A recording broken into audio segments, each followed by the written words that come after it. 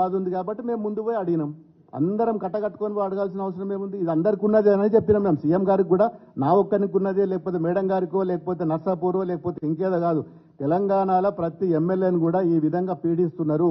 ఈ విధంగా ప్రోటోకాల్ లేదు. సాయంత్రం పూట పోతే మాకు ఎస్కాట్ ఇస్తలేరు. సాయంత్రం గన్మెన్లను మార్చిండ్రు. ఇబ్బంది ఉన్నది.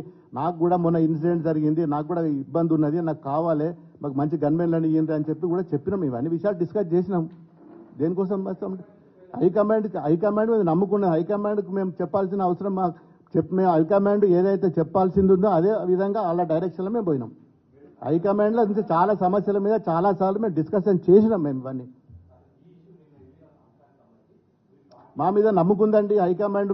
మేము హైకమాండ్కి మా కేసీఆర్ గారి మీద మాకు నమ్ముకుంటుంది. మేము ఏం తప్పు చేయం కాబట్టి హైకమాండ్ గారు మా వేరే పార్టీల లెక్క కాదు, ముందే చెప్పిన నేను, మాకు ఎక్కడ పోయినా ఫ్రీడమ్ ఉంటుంది మా పార్టీలో. మాకు అట్లా చెప్పిపోవడము, లైన్ తప్పిపోవడము అట్లాంటిది ఉండదు.